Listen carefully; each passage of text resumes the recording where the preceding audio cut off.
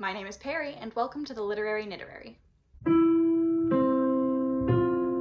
So today we will be discussing books 15 and 16 of the Odyssey. So at the beginning of book 15, Athena goes to Telemachus, remember him from all the way back in book 4, who is still at Menelaus' house in Sparta, and tells him that it's time to come home. They take their leave from Menelaus and travel back to Pylos, where Telemachus explains that he would rather not go back to Nestor's house because he wants to get home as quickly as possible, so he and Pisistratus part ways. Before getting on his ship, Telemachus is joined by a soothsayer named Theoclymenus, who is in exile after murdering someone in his homeland, and then they head back towards Ithaca. Meanwhile, in Eumaeus' cottage, Odysseus decides to test his hospitality by saying that he's about to go off into town to start begging, and Eumaeus, of course, is like, no, stay here, I can take care of you, it's fine. So he passes the test. Eumaeus then tells the story of his own life, about how he was born the son of a king, but when a group of Phoenician traders come to his land, his essentially nanny, the woman who took care of him, who was also a Phoenician slave, started talking to these Phoenician traders and basically agrees to travel home with them, and she kidnaps essentially Eumaeus in order to sort of pay them back for taking her home. And then he was bought by Odysseus' father Laertes and raised by Odysseus' mother Anticlea alongside Odysseus' own younger sister. Telemachus approaches Ithaca, sees a positive omen, and then sends the soothsayer Theoclymenus off with one of his other men because he basically can't deal with him right now. In book 16, Telemachus goes to Eumaeus' hut because basically Athena told him to. Eumaeus greets him warmly and introduces him to Odysseus the stranger. Telemachus then sends Eumaeus to go tell Penelope that Telemachus has returned home and to send a messenger to Laertes to relay the same information. Odysseus steps outside and Athena transforms him back into the guise of a younger and stronger man. When he goes back inside, Telemachus is obviously freaked out because he looked like an old beggar when he stepped out of the hut, so he's like, "What? Who are you? Are you a god?" And Odysseus is like, "Nah, man, I'm your dad." They cry together and then they begin to make plans about how they're going to do away with all of the suitors. Odysseus tells Telemachus that he's going to have to hide all of the arms in a big storeroom so that the suitors don't have any weapons. And he also demands that Telemachus keep Odysseus' return a secret from everyone, including Penelope and Laertes. Meanwhile, the suitors have managed to figure out that Telemachus made it home safely, and they discuss what they should do about him. Some of them still want to try to kill him, others think that that would kind of be a bad thing to do. Penelope comes downstairs and yells at them for their plan to kill Telemachus, and they're all, "Oh, what? No, I would never do that." But secretly, they totally still want to do that. Finally, Eumaeus comes back to his own hut and tells Telemachus and Odysseus that the suitors are back in town. So I just have a couple of things I want to talk about today, the first of which is a few of the more misogynist lines in this section and how they relate to the broader culture within which the poem was composed. At the beginning of book 15, when Athena is basically encouraging Telemachus to return home, she essentially tries to alarm him by implying that his mother is just about ready to get married to someone else. "Quickly ask for help from Menelaus to get home, so you may find your mother safe and blameless. Her father and her brothers are already telling her she should wed Eurymachus. He is the one most generous with gifts to her and to her father. Do not let her take any items from the house without your full consent.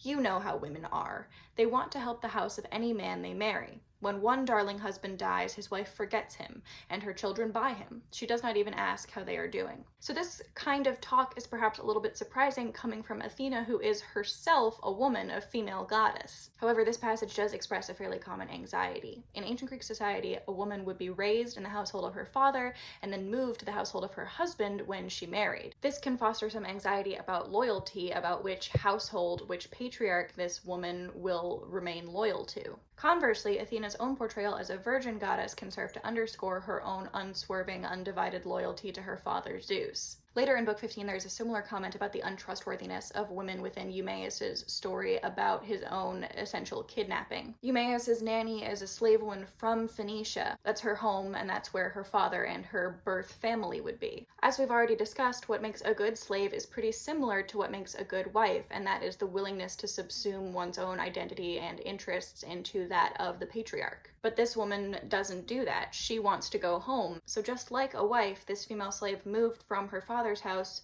to a new man's house, whom she's expected to be loyal to and serve. But then she meets one of the Phoenician traders. One of them first found her washing clothes beside the ship and lay with her. Sex sways all women's minds, even the best of them.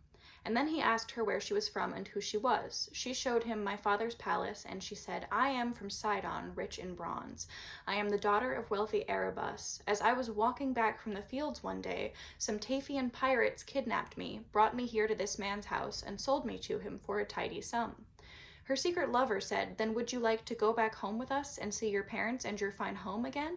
They are alive and quite rich now." The woman said, "Oh yes, I would." So the poem seems a little bit ambivalent here. On the one hand, this woman kidnaps a child and allows him to be sold into slavery, and the poem implies that she is at least partially swayed or motivated by lust. But on the other hand, it seems hard to blame her for wanting to go home to her family and her people after having been kidnapped and taken to a strange place herself. In contrast to a good slave like Eumaeus, who was willing to give up his own identity in service of Odysseus, she's certainly not praised by the poem for fulfilling her assigned social role the way that he is, but looking at her from a contemporary perspective, it's pretty hard to fault her. So anyway, I think both of these passages serve to illustrate a certain fundamental anxiety about female members of the household, which is their position essentially between two households, which in some ways makes their behavior and loyalties unpredictable. And that's an issue that pretty much hasn't been raised in the poem before, because to this point, for the most part, the female characters that we've encountered have been threatening, not because of their somewhat precarious position within Greek social networks, but because they are entirely outside of Greek social networks,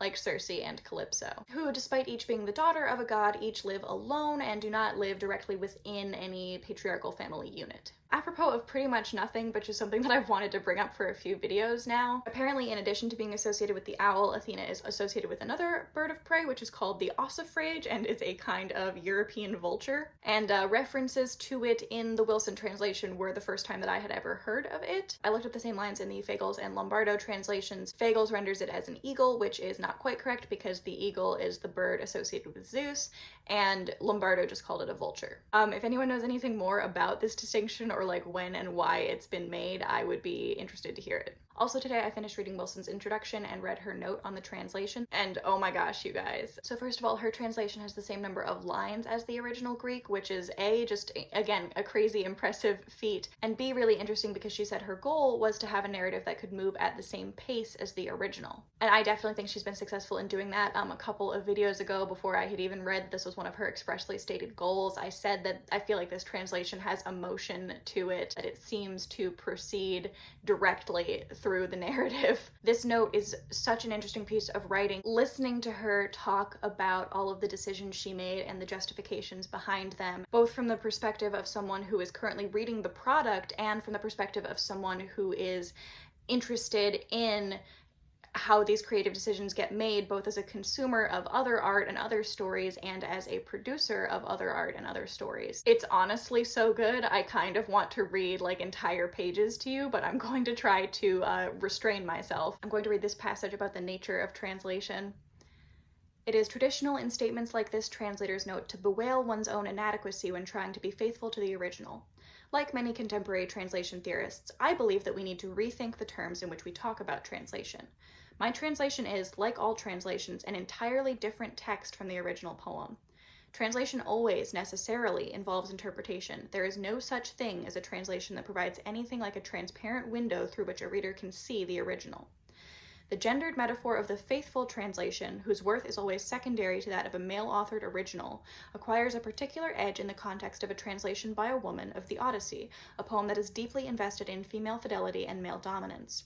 I have taken very seriously the task of understanding the language of the original text as deeply as I can, and working through what Homer may have meant in archaic and classical Greece. I have also taken seriously the task of creating a new and coherent English text, which conveys something of that understanding but operates within an entirely different cultural context.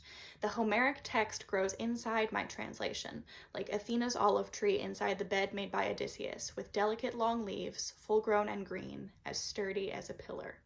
This whole note has me all like in my feelings about why I love classics and why I love literature. So much of what she talks about is just so smart. And there's so much in here also that I just think sums up so beautifully the way that we should approach scholarship, the way that we should approach criticism and reviewing if you review on this platform, and the way that we should approach creating new art ourselves. Throughout my work on this translation, I have thought hard about my different responsibilities, to the original text, to my readers, to the need to make sense, to the urge to question everything, to fiction, myth, and truth, to the demands of rhythm and the rumble of sound, to the feet that need to step in 5 carefully trotting paces, and the story that needs to canter on its way. I have been aware constantly of gaps and impossibilities in providing escort to Homer from archaic Greece to the contemporary Anglophone world, as I have woven, unwoven, and woven up again the fabric of this complex web. The Odyssey is a very ancient and very foreign text, although its long-standing prominence in Anglo-American and European cultures may mask its strangeness. Homer's concerns with loyalty, families, migrants, consumerism, violence, war, poverty, identity, rhetoric, and lies are in many ways deeply familiar, but we see them here in unfamiliar guises. The poem is concerned, above all, with the duties and dangers involved in welcoming foreigners into one's home. I hope my translation will enable contemporary readers to welcome and host this foreign poem with all the right degrees of warmth, curiosity, openness, and suspicion. There is a stranger outside your house. He is old, ragged, and dirty. He is tired. He has been wandering homeless for a long time, perhaps many years. Invite him inside. You do not know his name. He may be a thief. He may be a murderer. He may be a god. He may remind you of your husband, your father, or yourself. Do not ask questions. Wait. Let him sit on a comfortable chair and warm himself beside your fire. Bring him some food, the best you have, and a cup of wine. Let him eat and drink until he is satisfied. Be patient. When he is finished, he will tell his story. Listen carefully. It may not be as you expect.